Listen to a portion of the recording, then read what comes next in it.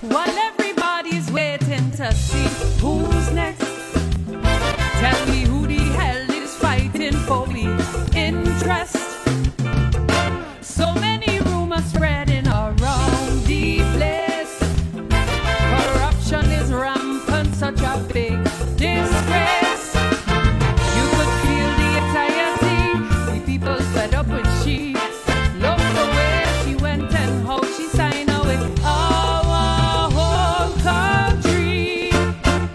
You implement the 12%, now people can pay their house. Red house, that money spent. We can't breathe. It's time to repent. We can't breathe. You hire one to fire one. Oh Lord, what a contradiction. Now look what you've done. We can't breathe. To us while legal son. We can't breathe. All the wheeling and dealing with the Dutchman was never part of the plan. Now hope you could understand how you're suffocating the whole nation. I can't breathe. I can't breathe.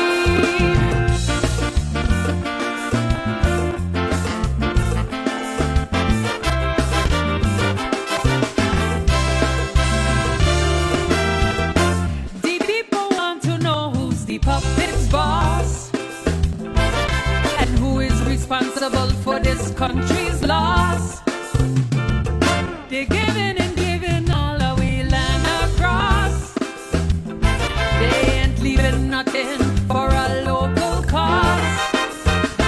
They think they could outsmart we gon' fight for we property. Look the way they went and how they sign away our whole country. You implement the 12% and that was your greatest achievement. Still I can't pay me rent. We can't breathe. It's time to repent. We can't breathe. You hire one to fire one. Oh Lord, what a contradiction. Now look what you've done. We can't breathe. To us while legal son. We can't breathe. All the wheeling and dealing with the Dutchman was never part of the plan. And we are here with the leader of the Democratic Party. A couple of years I haven't said that MP before. You know, it was the UD, now the Democratic Party. The red machine is back. Tell us a little bit about that. We have the event scheduled for Sunday the 22nd, of course, as has been widely publicized. And the intention was earlier to have it late last year. But due to various reasons, we then decided for January. And in order to kind of understand the purpose of what we're doing this coming Sunday, we need to look back a little. And looking back at presently, we have the United Democrats. And I stress United Democrats because that name was chosen with a reason. Mm-hmm. It was like coming together, coming back together, uniting the Democrats. The other part of that, of course, is history. We know how it went. We participated as the United Democrats, which was actually a coming together of not the DP and the UP as a merger, but rather Sarah Wescot and Theo Heiliger deciding we are going to come with a joint slate, a joint movement. 2018, we participated in the election and nearly had a majority. Yeah, I think that's important to realize. Yeah. And the rest is history. We know how that went. And so, come 2020, the UD as such ended up with the one seat that I hold in Parliament. And clearly, the spirit of that body, the UD, if you know, was lacking. Mm-hmm. Was lacking because, as I like to put it, the only part that actually remained of the UD at that time was the D. Yeah. Was the D, you know? Yeah. So, and you saw that kind of uncertainty, maybe even disappointment. To me, you saw that reaction in the polls in 2020. Yeah. Fast forward a little, and then we get to the point where, of course, I have the seat for under the United Democrats in Parliament, and At some point, I decided, let me deregister the Democratic Party at the time at the Electoral Council. I know that caused a lot of consternation as well, because person was like, what did you do? Did you just eliminate the Democrat? No. It was not nothing like that. I just deregistered it as a political party, because remember that for every party that is registered, you have to do your yearly filing, etc., etc. And the Democratic Party, we did not participate in the election. We had no activity, long and short. And that lasted on for some time. And then I want to believe it was just before the pandemic, Andrew, that the membership of the DP, which actually was a membership of the UD, decided, no, we're going to go back and do all that is necessary to reposition the Democratic Party. Oh, and that's what happened. That's what happened. Okay. And, then of course the pandemic and, we didn't have time to go into what all needed to be done. But then, with all of the murmuring and the rumoring about elections, yes, no, I said, now is the time, we're going to do it good. The same call that we made actually back before the UD was formed in terms of, guys, we need cohesion in this place. And don't think that I am that idealistic to think, oh yeah, let everybody just come together and kind of sing kumbaya. Exactly. Everybody under the sun. No. But the political parties need to establish their lines clearly, so that then persons can align with the party and what the party stands for, and not the other way around. Because the kind of fragmentation that we have seen over the years is just too much. And we are in a downward spiral where that is concerned. And as a proponent of the system that we have right now, which is a party political system, as I said recently in an interview, we're going to either have to decide we're going to recraft that and work within the system, or we're going to change it. Yeah. But you can't, this is a type of a half-half situation, and it's not good for the public, it's not good for candidates, and it's not good for the political parties. It's just not good. We have too much movement, too much, and because they use it mostly as a political train.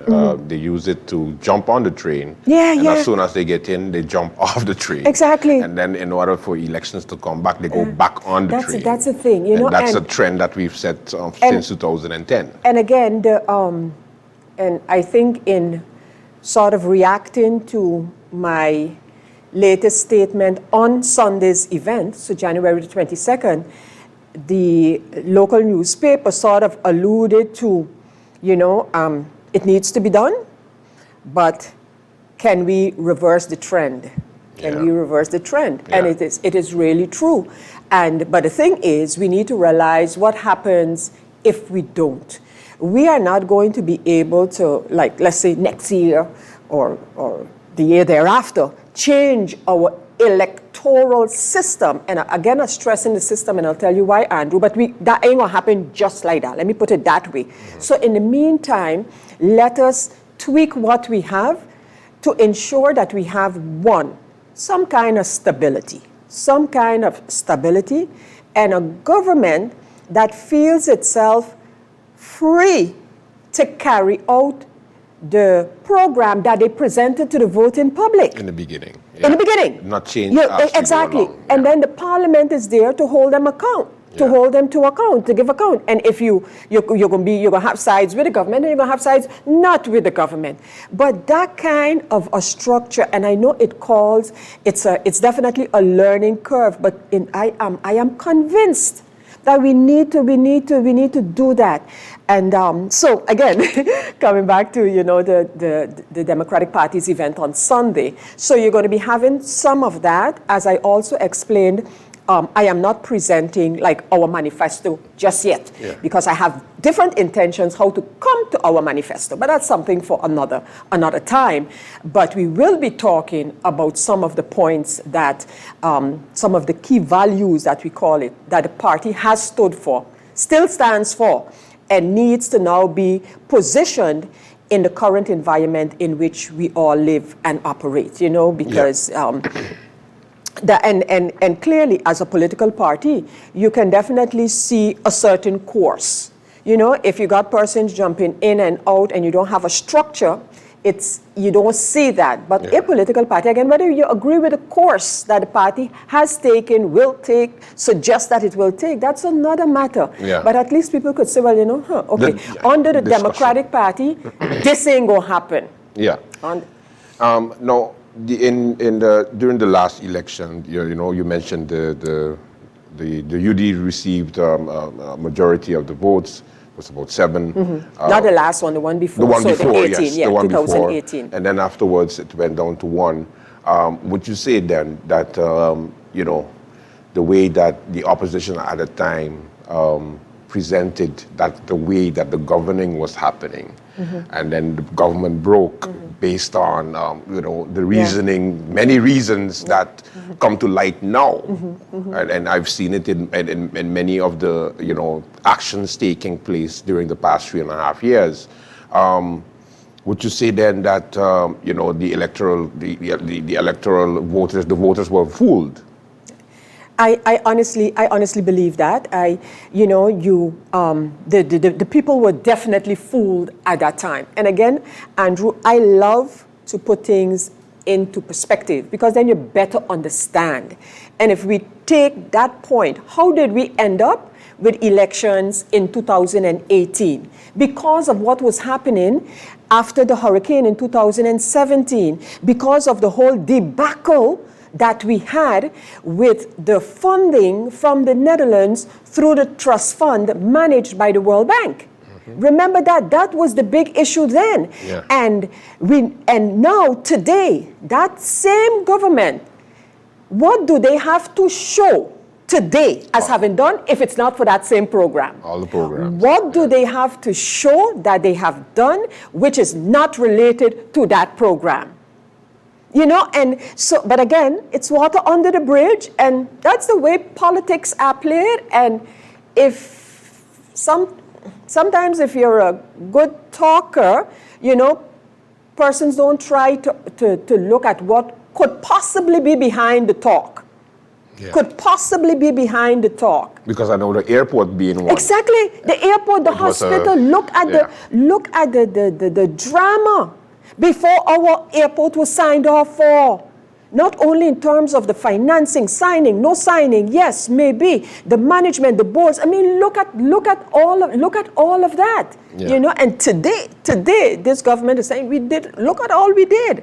And it is exactly that program that because remember in 2018, it was, of course, the UD, the United Democrats, we united for a purpose, and the St. Martin Christian Party.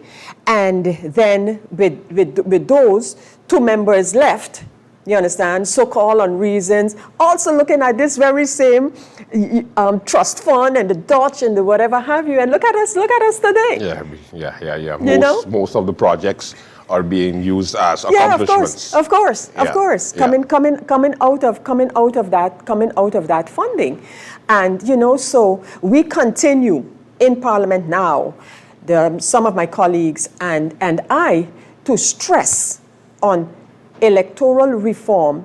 And Andrew, I need a clear distinction to be made. So I'm not talking, let's go change up our system, get an elected prime minister. That can come. Those discussions, because every system has its good and it's bad, you know, it's disadvantages and its advantages. So in order to decide, we're going to change from what we have, the system. So elected prime minister or a constituency-based electoral system, all of those type of things, and that's going to take some time. But there are matters right now that we can address in order to make the democratic process, so the electoral process, more democratic for sure, you know, and giving people the opportunity to really voice their opinion and understanding what and who they're voting for and how those persons look at certain developments on St. Martin, you know, and so again, maybe while we are not going to, we are not going to be laying out a program, but I think it's time that political parties be clear. Yeah. You know, I don't stand for this, okay? I don't stand for making it seem as if I get elected, I am going to represent this group or that group. That's not how our system works. The minute you take that oath, you are representing every St. Martin, every person on St. Martin, every voter on St. Martin. Another section and split it up. Yeah, exactly. Yeah. And those kind of things need to be made clear because, again, if you look at the historic development where the Democratic Party was the kind of welcoming party, you know? Yeah, exactly. Given many of our neighboring countries, brothers and sisters, the opportunity to be on St. Martin.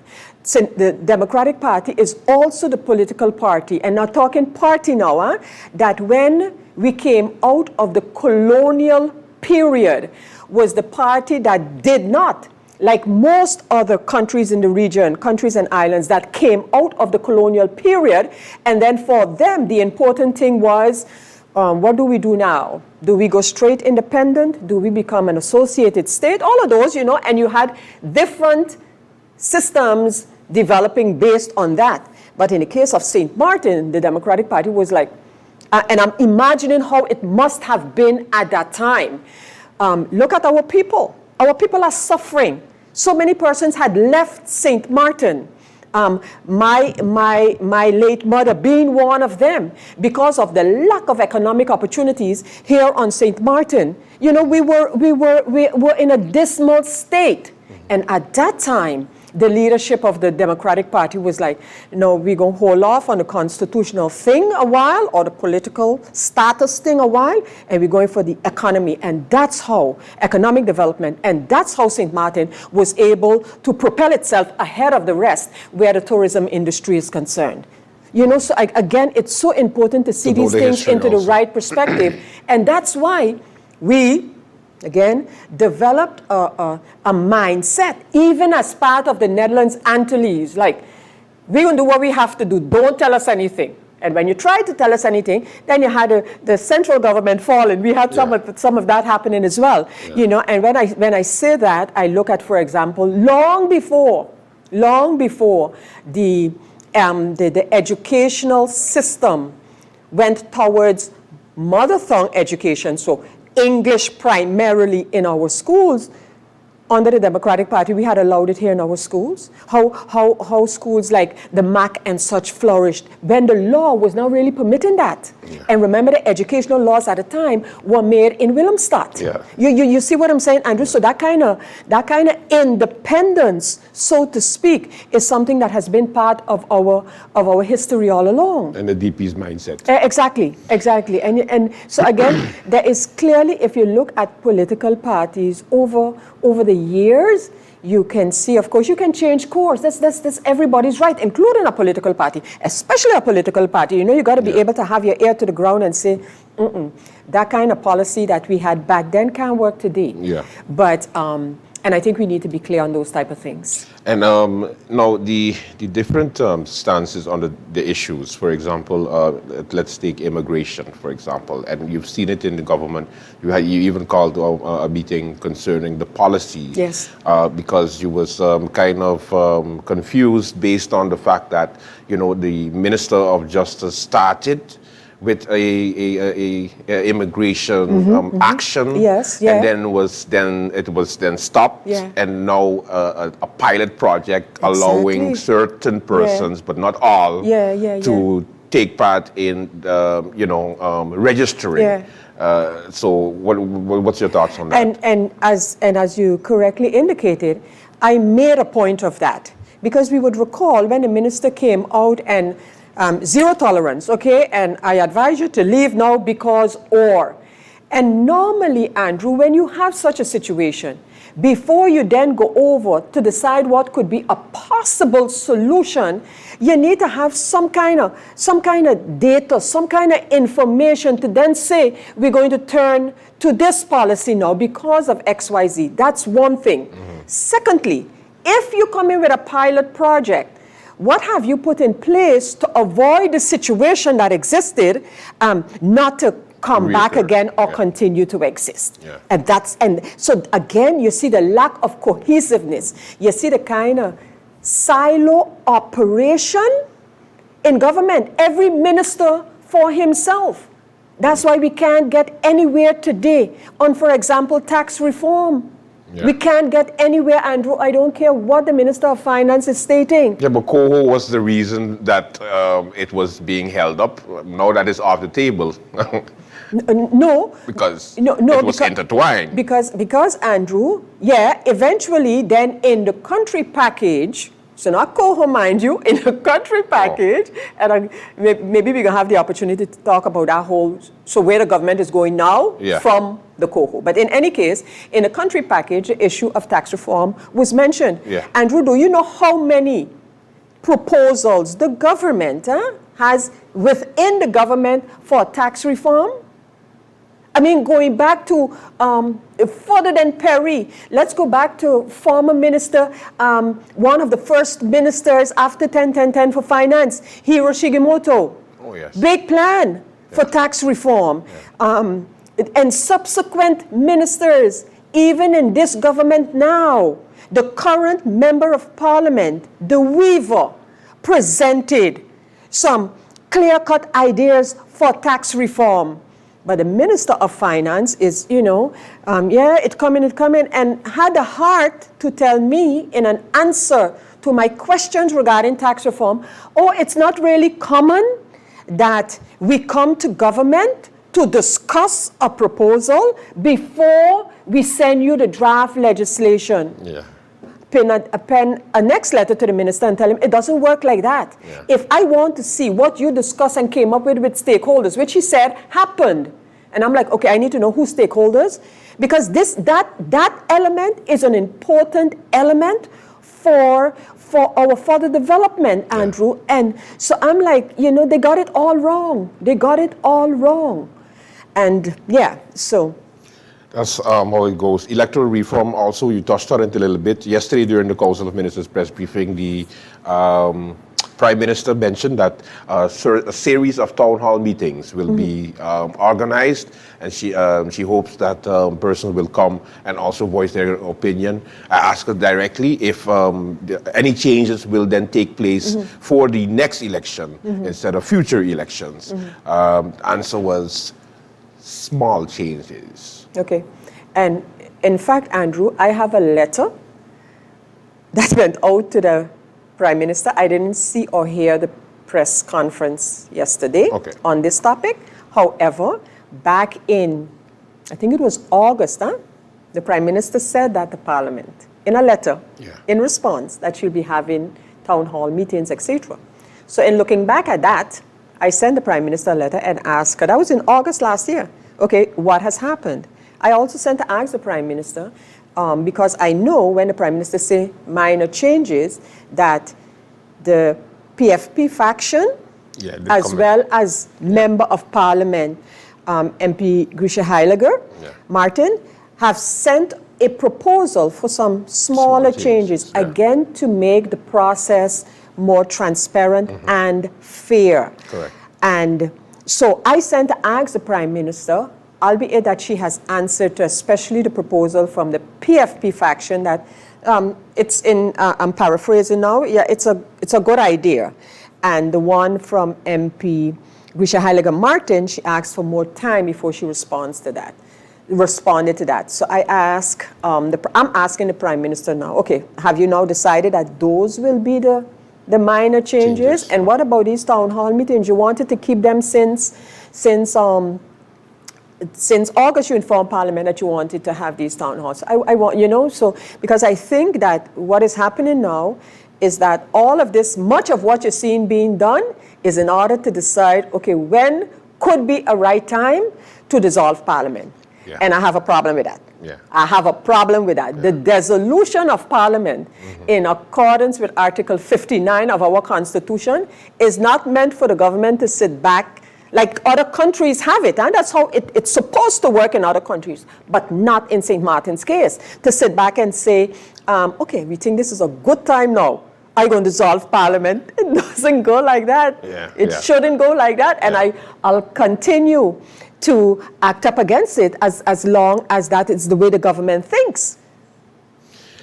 Sunday, what time, where, what's the dress code? I hear there's a dress code. Yes, correct. Yes. So, Sunday, we start at 5 p.m. Sunday afternoon. The location, just in case persons are not familiar with the Paradise Event Hall, that is at the big Shop for Less at the entrance to Cahill. Yeah, just tell them kids zone. They go right away. Exactly. In fact, some person, like where the former hardware used to be. I like, yes, where the former hardware used to be, and kids zone, of course.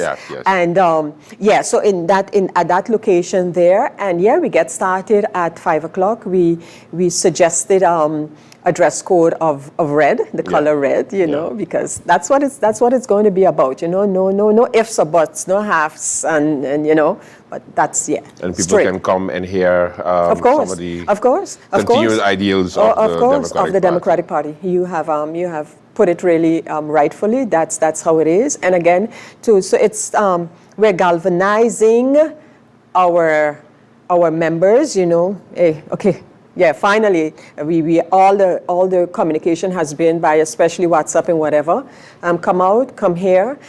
Persons who, for whatever reason, see themselves going in the direction of the DP but are still not sure. Okay, you know. Yeah.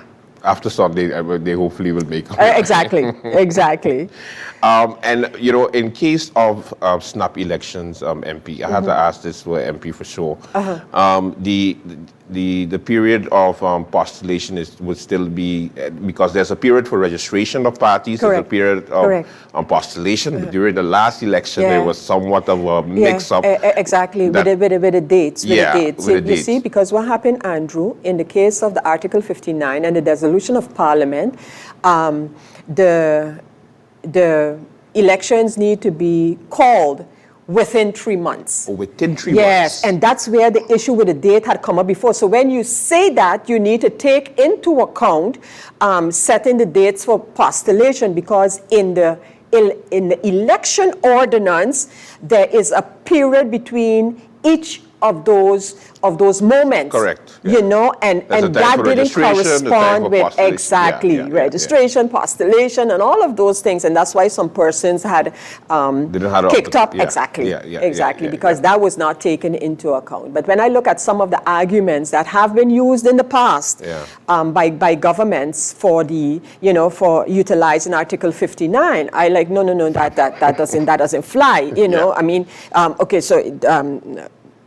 what you call it, hurricane period, school vacation, Christmas holidays, carnival. If you're going to exclude all of these events, what are you going to exclude next? You know, so it needs a more serious approach. So your thought on the government saying that there might be November 2023, but January is when it's supposed to be, but it's still being discussed in the Council of Ministers. And that's my point. And I have officially questioned the Prime Minister on that approach, because the article for dissolution of Parliament is not for the government to decide the right time. You have to have had some type of an impasse in government. You know, maybe government saying like, I really don't know if I got 8 people supporting me, and I got come with my budget, and suppose such an important instrument like a budget is voted against. What do I do then? You understand what I'm saying? Those kind of things. Right now, we have a big debacle regarding our budgets, 22 and 23. 22 and 23.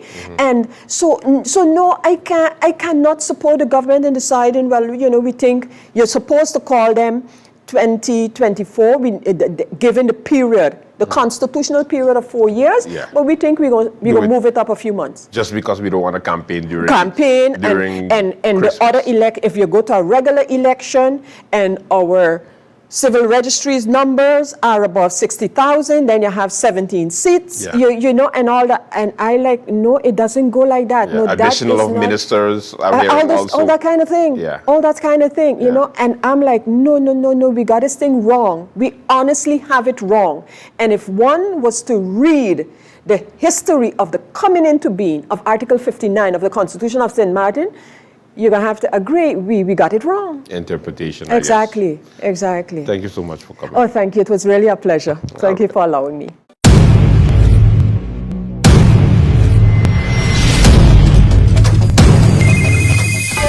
Hey, hey, boy, hear this. Something telling me jump, something telling me wave, something telling me this is the end. I can feel the spirit, it calling me, the spirit calling me, spirit, it calling me. Start to jump around me, feel the spirit, it calling me, the spirit calling me. You gon' get some trouble, yeah, you know. Everybody want party. What is this? Gal all nasty. Push to the edge. You only get one chance. Any people them fit. Somebody say rain falling. All the gal them wet. Watch the body go. Bum bum bum bum. Technique fling it up and down go. Bum bum bum bum. Technique make the man them dumb. Take like snicker, stripe like tiger. Pull them trigger them dead.